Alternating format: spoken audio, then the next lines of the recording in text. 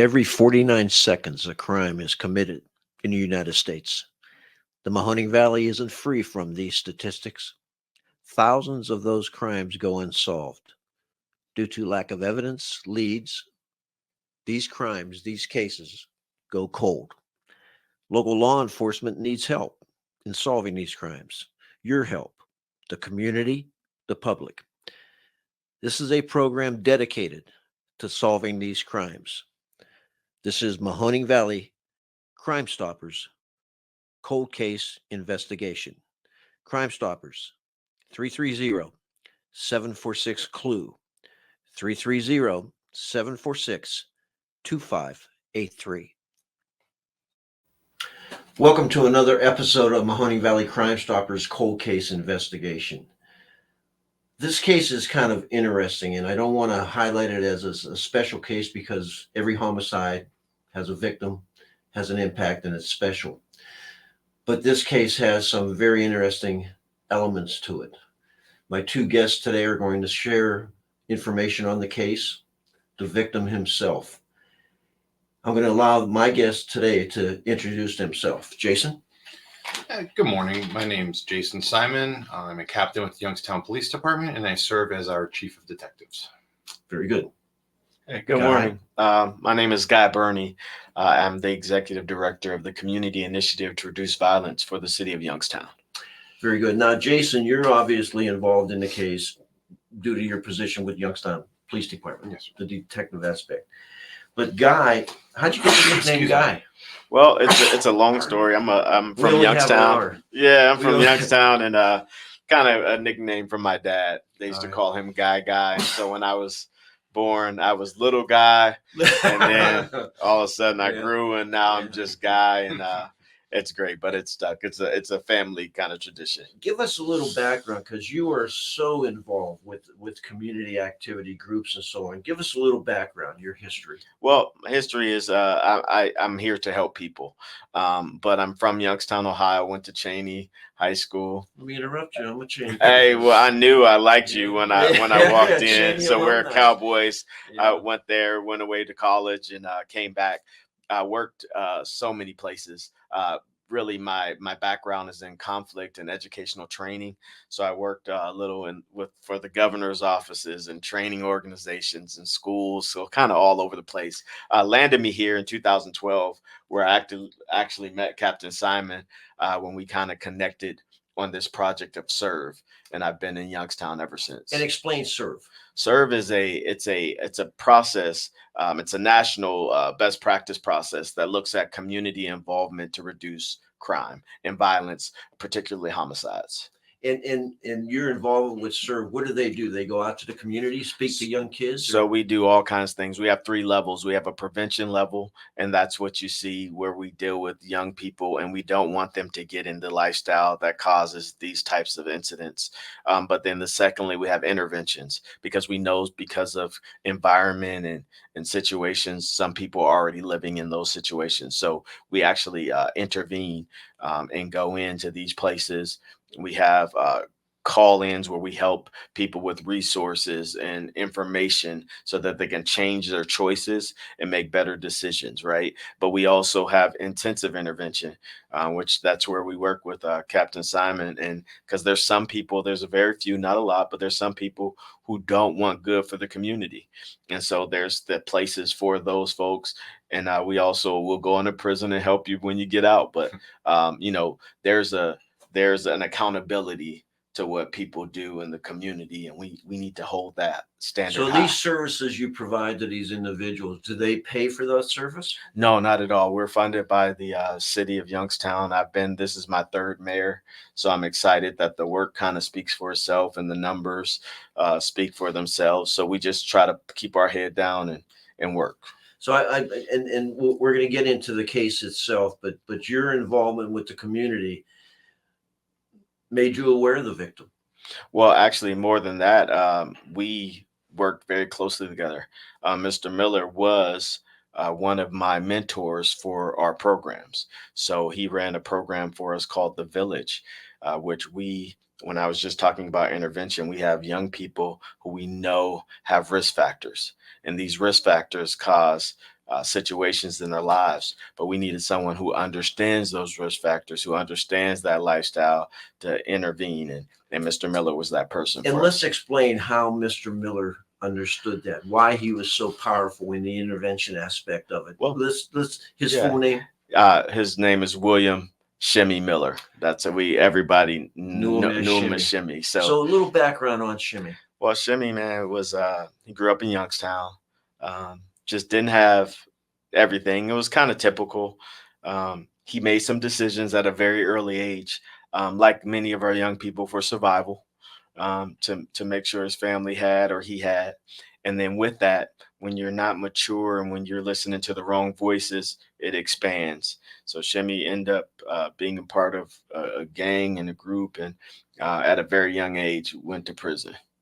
Let me interrupt you, Mhm. and I want to share this. Nobody's really born bad, No, no, Mhm. and it's so often is it the environment. no. It's all And environment. unless it's activists like you and like Shimmy to recognize Yeah. that and pull them out of that environment, Right. that's not going to change. Absolutely. So, Absolutely. well, I apologize, but No, continue you're on, fine. Shimmy. Continue on, So I'll Shimmy. give you this. I mean, since we're talking, you're going past the lake and you see a fish and it's dead. You ask about the fish. You go and you see 3 fish and you're saying, man, what happened to those fish? If you go past a lake and every fish in a lake, it's a million dead fish, you better start asking about the water. And so that's what we have when things keep happening over and over and over again in a place. We have to start looking at environment. It's not necessarily the people in the environment. It's an environment that's causing. It's not the It's fish. not the fish, man. So Yeah. so you're so right. But with that, there are people who beyond those circumstances, they show resilience and they come out of it. And Mr. Miller was one of those that changed his perspective about life and what he should be doing. And so, at some points, I think, prison, I can't stand it. It's a lot to it, but sometimes it saves people's lives, right? And I think that, you know, if you get there and you have a mind change like Shimmy did, he came out, and the 5 years he was out was absolutely phenomenal. We're going to get more into that, and let me again digress a little bit because I want people to understand Shimmy Yeah. and the importance of this case and Uh-huh. why I think, because he touched so many lives, why I think there's evidence out there that Jason and his team couldn't get, but it's out there, Absolutely. and we need that, Absolutely. through Crime Stoppers. Your involvement in the community, Shimmy's involvement in the community changes lives, changes ideas, Yes. directions. What do you think changed him? It was a lot of things, man. Because nobody like you and I went to him and talked to him, and nobody like Shimmy talked to him. He decided to make the change. Well, there's people who talk. So there's people who kind of surround.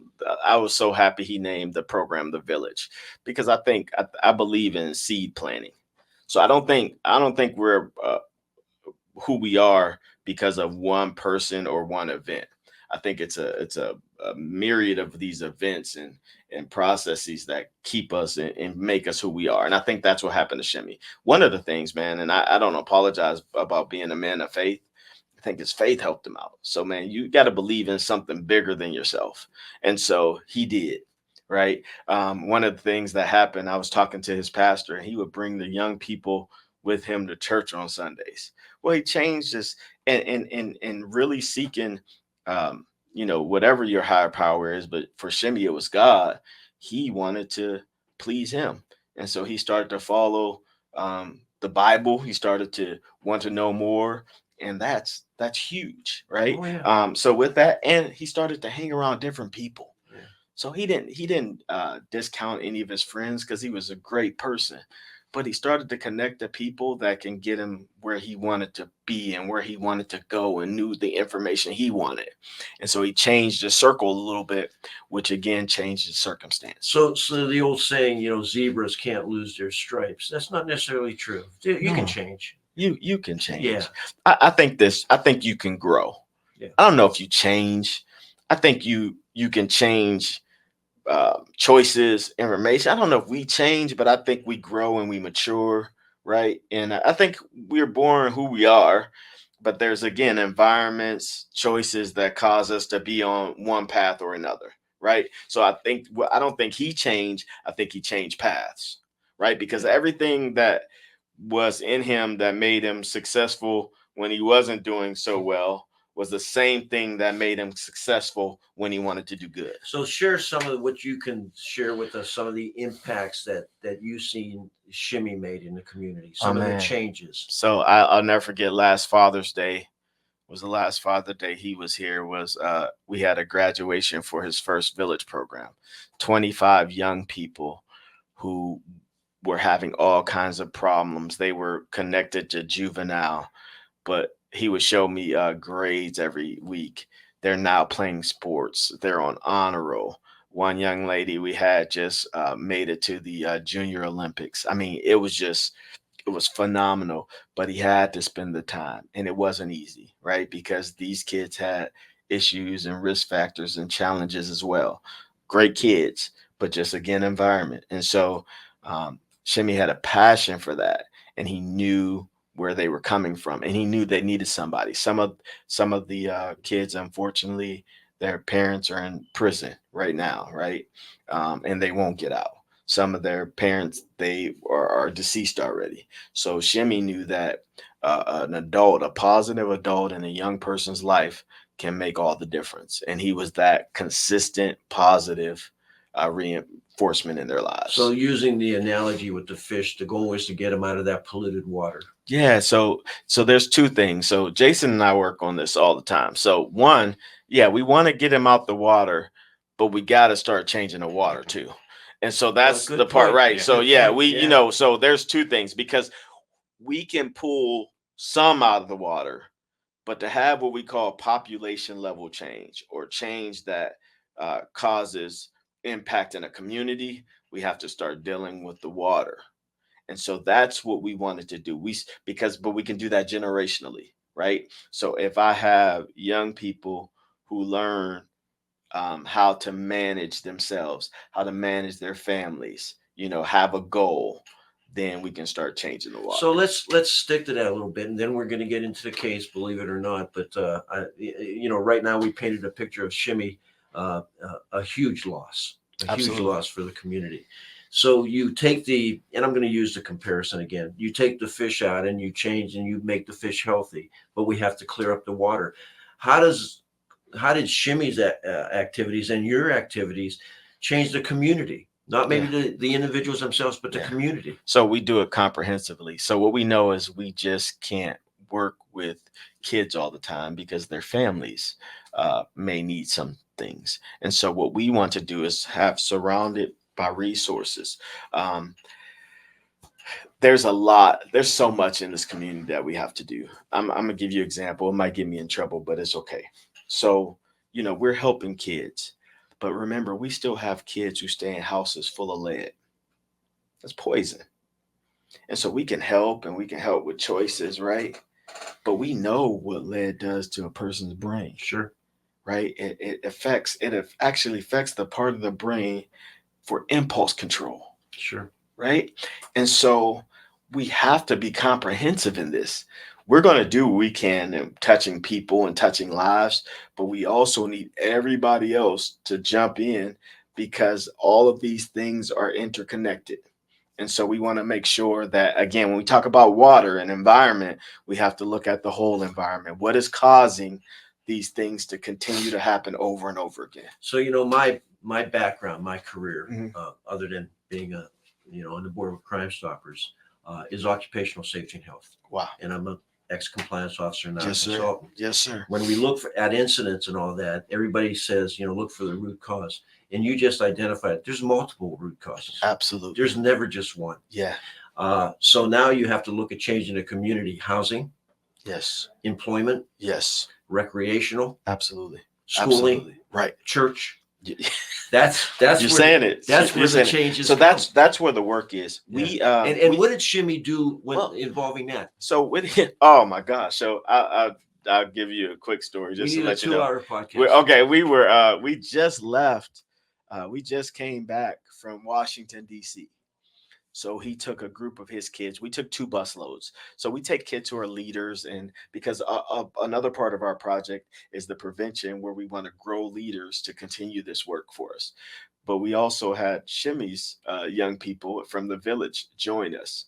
Now, these young people had never been to a place because sometimes their background and history prevented them from getting signed up for Yeah. activities like this. Sure. But because Shimmy was there, and because he put the time in, and because the YMCA was so great, and all of our partners, they actually had a chance to go.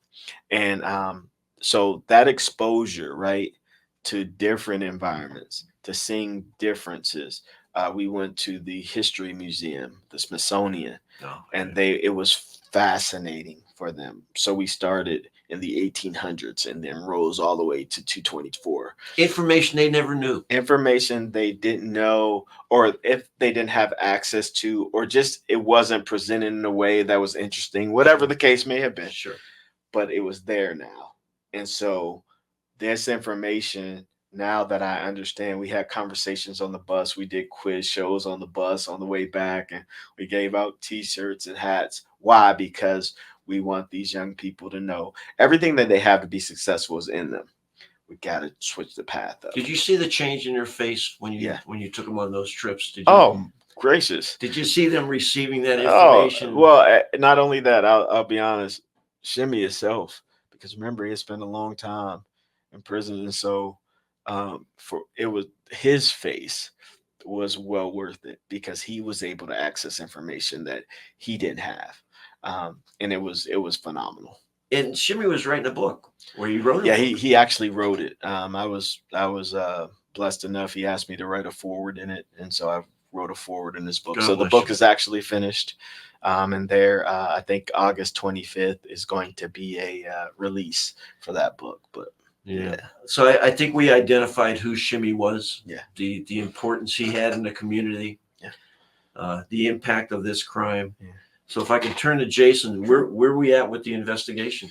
What can you share with the listening audience? So yeah, I'd love to talk about that, but for a moment, I'd like to backtrack Sure, no problem, and just no talk problem. that, Guy and I have worked together, very closely, and not just myself, but the Youngstown Police Department, right, has worked very closely with the SERVE program for the 12 years that, we've been blessed to have it in our city.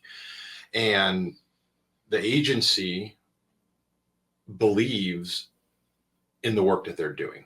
And it's so important. And we see the fruits of that, right, as we interact with those who are criminally justice affected or were in the community that have turned their lives around. Shimmy being, a phenomenal example of that. And one thing that I want to touch on, and that you guys both did phenomenally, as we talk about those risk and protective factors and what helps get that water clean again. And I love using that example. Guy, first taught that to me so many years ago. It's a great example. And I use it in all of the trainings I do that are similar to this. Is, I call it the ecosystem, right? Yes. As we think about an ecosystem, an ecosystem in the water, an ecosystem in the environment, whatever that is, all parts of the ecosystem have to work together to be healthy. That's right. Right? That's what makes a healthy ecosystem, is all of the parts, in concert and doing their portion of it. And that's what we as a community, as law enforcement, have to do in order to clean that water. Right? And so it takes law enforcement helping, it takes community partners, it takes the individuals themselves wanting that and moving forward. It takes government, it takes church, right? It takes all of these things working together, because no one entity can do it itself. It's just not possible. That's right. Nor successful, right? To have it to be lasting, impactful, and successful, it has to be the old adage that every one of us has heard 1,000 times over: it takes a village to raise a child. And there's a reason for that, right? That is based in, social fact, right? It takes all of us working and making a healthy ecosystem. If I can interrupt you for a Please. second, you have individuals like Guy and Shimmy, activists, and then you have, your department, detectives. Mhm. And the initial focus on you guys is responding. Sure. You respond to an incident. Obviously, you're involved in trying to make that change, but you need people like this to support that, because your duties are responding to that incident, Sure. solving the crime. So all that other change in the in the Yes. in the community is working with these other individuals. But and again, I'll go back and repeat: it takes a village, a group, to do that. Correct. And so what Guy was talking about with prevention, intervention, and what he calls intensive intervention, or what we call suppression, right? Generally, police are thought of as being on the suppressive end of that intensive intervention for those individuals who have not gotten the message, right? And that we need to do what we need to do as law enforcement to keep the rest of the community safe from those individuals.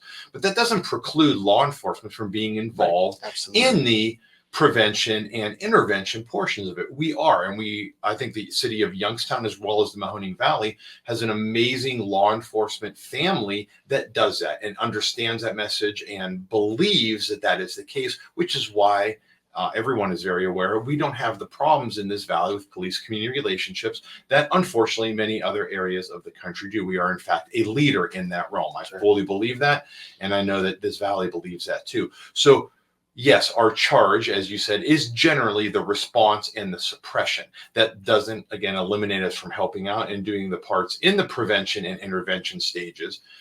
However, that is not generally what law enforcement is seen as doing, because we're not going to suppress the unruly behavior of a 5-year-old, right? That's not what we do. That is for the family or the school, right, to take charge at that point. But we're happy to help out where we can.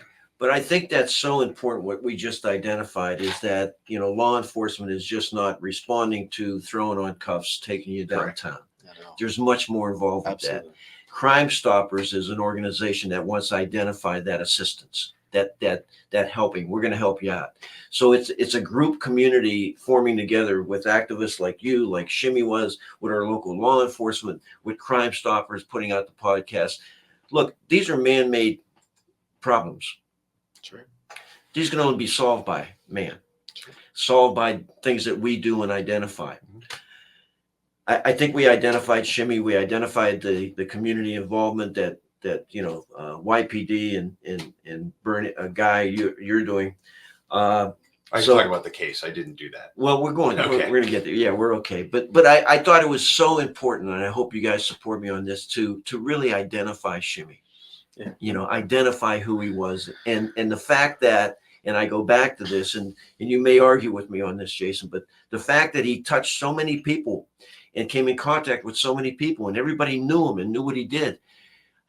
In my mind, there's more evidence out there. There's more something that somebody knows out there, either where he was going that evening, who he was talking to, somebody who said something bad about him, something. So with that being said, what you can share with us on the case, let's Absolutely. share. And I think that's the case. And, this podcast is generally about cold cases. And I think it's important to note that this is not a cold case. This is, in fact, a very active investigation, only being about 5 weeks old. This happened on June the 12th, around 10 p.m. at night on the west side of Youngstown. So what we have done is, from the initial response, Shimmy was, gunned down in his motor vehicle. That's what happened. That's not a secret. That's out there. And what we do, of course, is we work backwards. Naturally, we see what led up to that. So where we are in this investigation is there is a team of detectives working on it. That's always the case. There's always 2 detectives, a detective team that works on these with the support of our coroner's office and my crime scene unit. But more people than that really work on it, but it's the main job of, 2 homicide detectives to work on it. And they are very actively working on this one. And we work backwards. We see where he was, the minutes, the hours, the days beforehand, to get those clues, right, within the community of what was going on. And he was at places that individuals saw him and saw his activities and knew what they were doing. Some have come forward and talked to us and given us information. Some have not. But to your point, a lot of people saw Shimmy that evening and the day before even, and that may or may not be important what their interactions were with Shimmy, but let us determine that, right? Let us know what you know. As innocuous as someone believes it may be, information that we know that we might not be able to share on this podcast, it could be crucial to it. I can say that we are analyzing, forensic evidence in that case, and that's going to potentially give us a clue, but that is not the end all be all. I've seen thousands of cases, right? And many of them don't have forensic evidence. It's not a guarantee in all cases. We're not necessarily going to solve this with DNA or a fingerprint. We may not. This is way too early to tell. Unfortunately, this is not television. We don't get DNA results back in 24 hours. Things don't magically appear. It takes time. But in that meantime, as we are building our case from the technical level, right, that human intelligence is very important to us. I talk about this all the time. What people are telling us. And this is where Crime Stoppers comes into play, because I'm very aware and very cognizant that many people want to give information, but for whatever their reasons are, they're afraid to come forward. And there's a myriad of those reasons. That's what Crime Stoppers is for. Give us a call. It's anonymous, or you can be contacted. It is your choice, but it can remain anonymous. 330-746-CLUE. We belt the number out frequently, and we want you to use it. Give us specific information that we can run with, and potentially develop a new lead in the case. And, some of that information, somebody may be watching this or listening to this podcast and saying, well, I know this, but that probably wouldn't be important. Right. We need that. We need every bit of information. Yeah. And again, much of it becomes unimportant. But again, we can't share everything that we know or everything that we're developing. And sometimes the slightest bit of information puts it, over the top, right, so to speak, right, of what becomes what we know and what becomes chargeable to get justice for Shimmy and for his family. And in this case, it is justice for the community that he spent, the last 5 years of his life trying to serve and to better. Yeah, and let's point out that every Crime Stopper tip that results in a resolution carries a reward, and in this case, that reward is up to $5,000. Correct. So information that leads to the arrest and indictment, which is generally hand in hand, of person or persons involved in Mr. Miller's homicide, is a $5,000 reward, cash. Yeah. So I guess what I want to share with the listening audience is, we have a saying here: someone knows something. And I truly believe in this case that somebody knows something that would help solve us this case.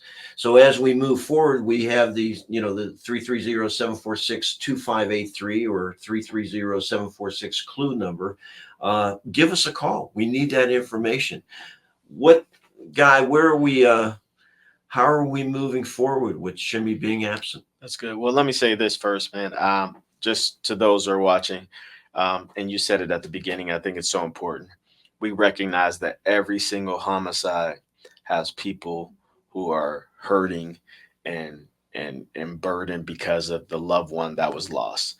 Now, no matter what they were doing, it's a life and it's valuable. So I want to say to those families, my condolences as well.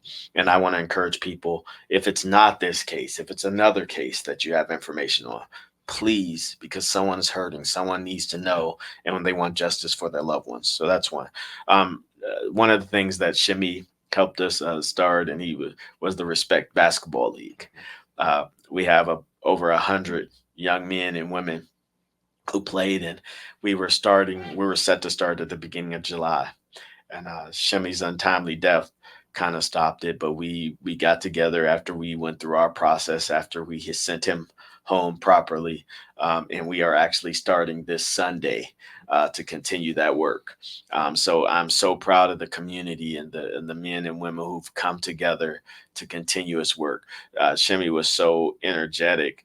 It's going to take a lot of us to do what he did by himself. But there's people that are moving forward. There are so many people and organizations. They are actually continuing on with this foundation, and the foundations and people are just supporting. So we're really excited that we're going to continue his work, and we know he'd be proud. When we do these cold cases, when I talk to Jason and individuals like you, I have grandkids, I have kids, and I didn't grow up that much in fearing to walk down the street and get shot, or multiple shootings at schools, or it was different. And in order for us to, even if you don't want to, if you weren't involved or impacted by a certain crime, make the community better. Absolutely. I mean, for us, and businesses to move in Yes. and feeling free to go to your church on Sunday. That's right. It's That's so important that everybody gets involved. Let me revert back to the case itself. How did the call come in? Or It was a 911 call that came in for, a vehicle that was seen off on the side of the roadway Okay. with bullet holes in the vehicle. I mean, and what time of day? What time of night was that? it was just shortly after 10 p.m. on Wednesday, the 12th of June. Okay, on the west side. On the west side of Youngstown, off of Steel Street. Okay, so somebody calls in, sees a vehicle with bullet holes. YPD responds. We respond, and then we take care of the scene. Unfortunately, Mr. Miller was deceased at the scene, and we start our process from there. And the word had gotten around quickly. Oh, sure. Very quickly, because of his prominence, within the community, that he had been killed. And so there was a crowd to deal with who was very, very immediately upset. And certainly family members, we understand, but there was community members that were touched by Shimmy and his work that were immediately affected, maybe more than someone that they didn't know, because he had affected so many people. Sure. Did he have family still here in the community? Oh, absolutely, yes.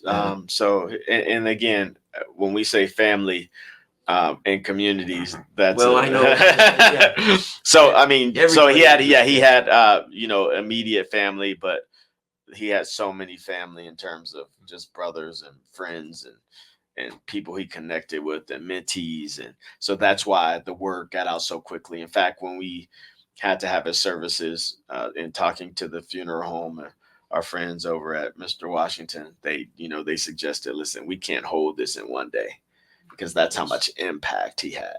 Yeah. They knew they had to move it 2 days. 2 days just to give people a chance to pay their respects. People come from all over outside the community. Oh, absolutely. Yeah, all over, different places. Cleveland. I mean, he did so much work. We're just talking about a few things he did. He did so much work for so many different people. It was magnificent. Let me put both you guys on the spot, and I apologize. And first I'll ask you, Guy. Other than I understand the impact. I mean, just understand. But being who he was it a shock? Was it like, why and how can this, So I received the call. I was in Greensboro, North Carolina. I was getting ready to do a conference the next day. My wife, I'll never forget, my wife and I were watching the finals. We're having a good time. We're just hanging. And I get a phone call by one of my friends at YPD, because they knew. They told me what they thought. We had to verify, but I immediately called, the people I knew and sent some folks down there, because I needed to know. We had just talked. We talked every day. I'll share on here. I was one of his mentors. So he asked me to be his mentor. So we would meet for lunch just to talk and chat about life, not about work, about the things he was going through and the information he wanted to learn. My wife was affected. We were setting up a date to go over to his house to teach him to cook some meals, because again, there's the things that he didn't get an opportunity to do. So as he was creating a village for others, he created a village for himself, so he can stay on the right path. As we talk about this, and you mentioned in the beginning, and you're absolutely right, the village is so perfect, because it takes a village and it takes a community. I think the reason I asked the being shocked of it is because some people, if you're an undercover agent, I'll just say there's the risk there, because Absolutely. you know who you're dealing with. Yeah.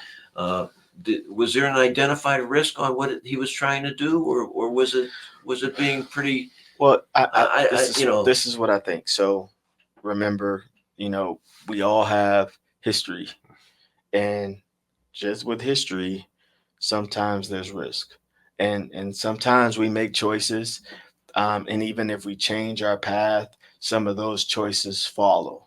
Right. And it's just, again, I don't know what happened. Right. But I do know what was going on in his life well before. And so, yes, that's why prevention is important, because you can't pick and choose, right? Right. Seeds grow. Right. And so I think, again, there was a shock factor because of the life he was living now, of course, like that. Yeah. How could this happen? Why he That's didn't do anything right. to And anybody? that's the feeling I'm but just getting now. that's on what the- you on the feel. interview. But again, not understanding there's whole stories.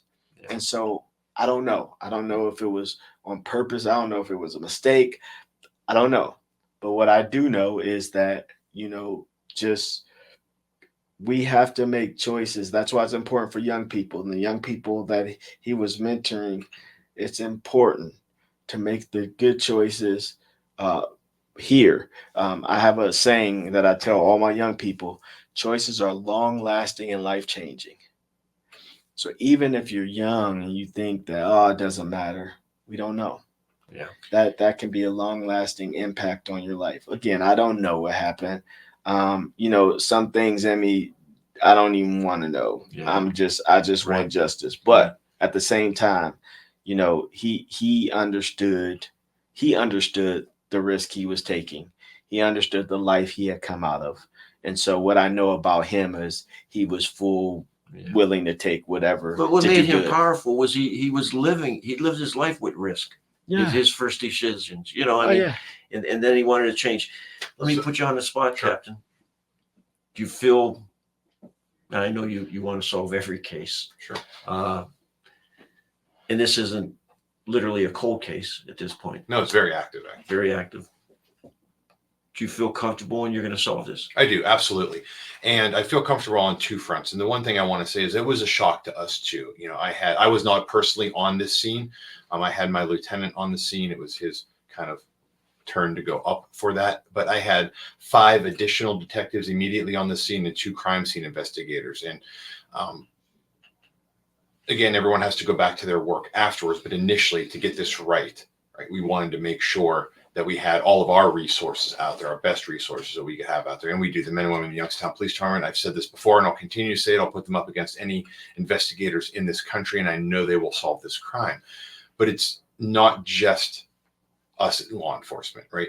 We are one arm of society. It is up to the people to help us, because as amazing as they are, and they are the best, they still need the community's help. And to go to a point that was brought up, for Shimmy, it may have been his past, what happened. But that doesn't mean it was the past for somebody else. And we don't know motive in this case. We don't.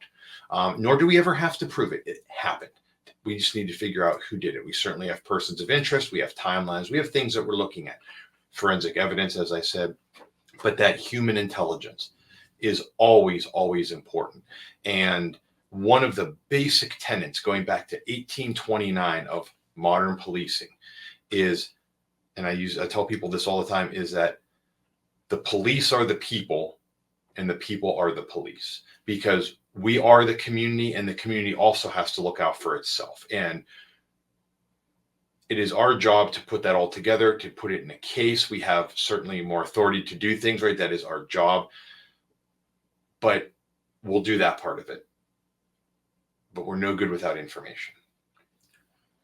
Yeah, I think what we identified here is, and I want to bring up some maybe not politically correct comments, but the old saying, we hear it all the time: snitches get stitches.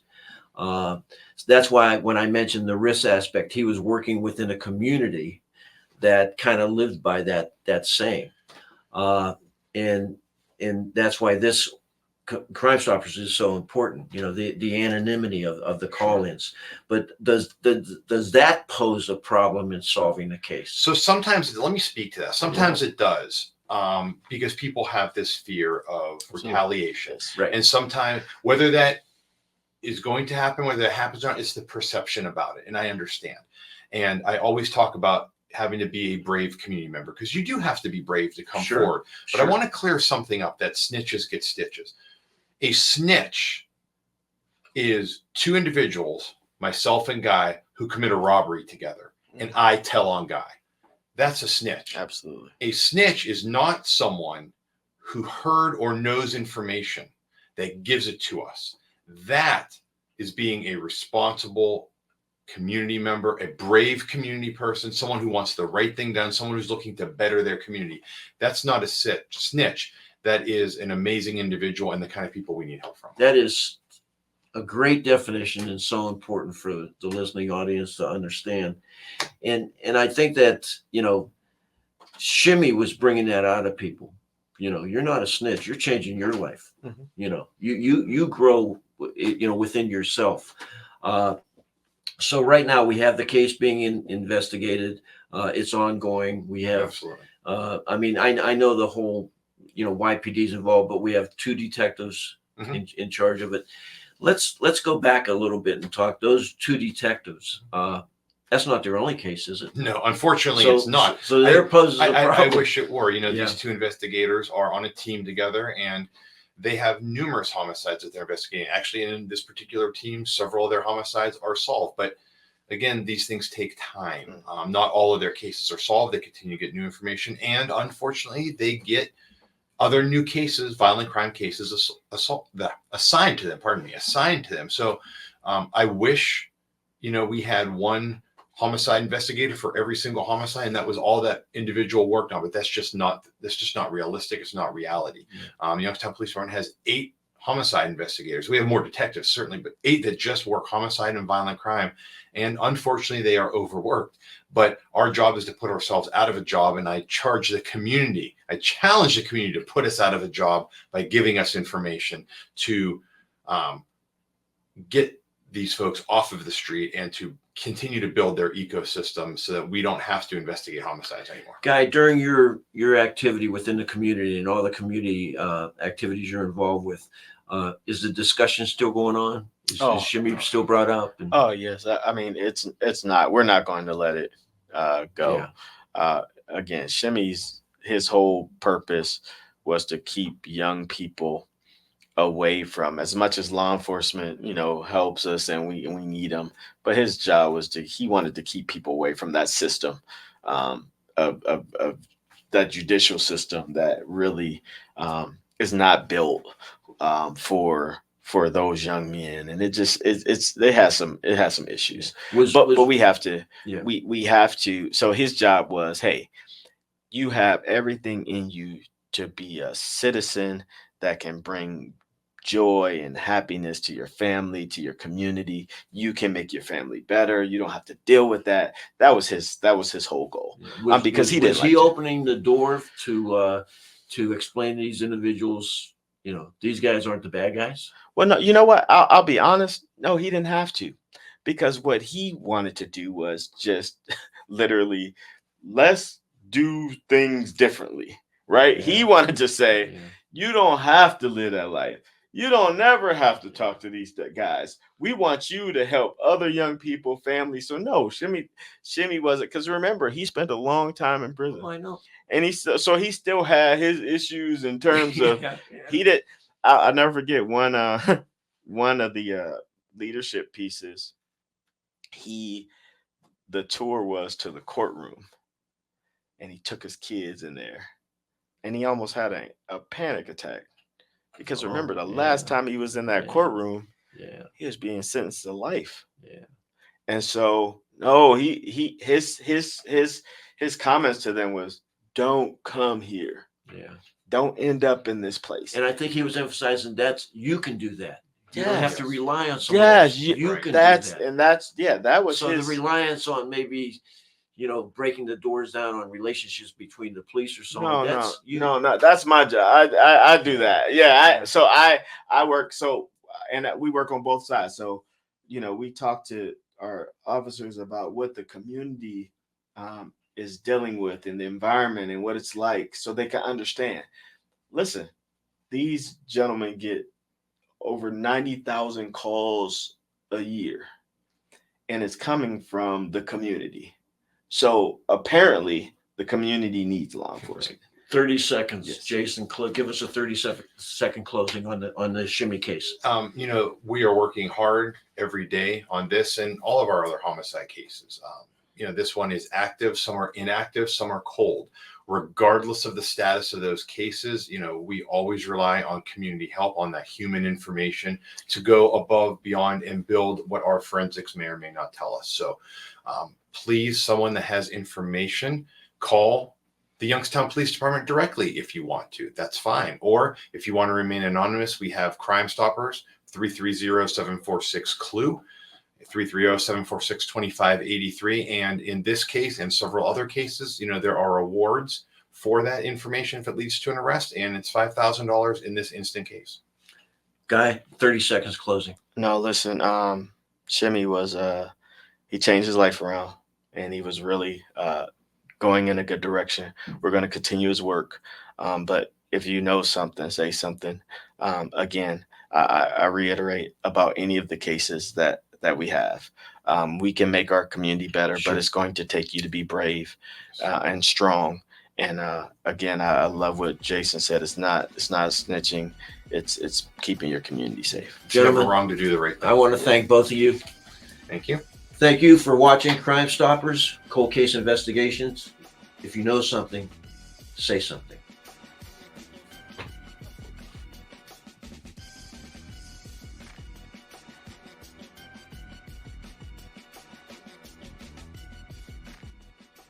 This video was sponsored by Oak Hill Collaborative. Thank you.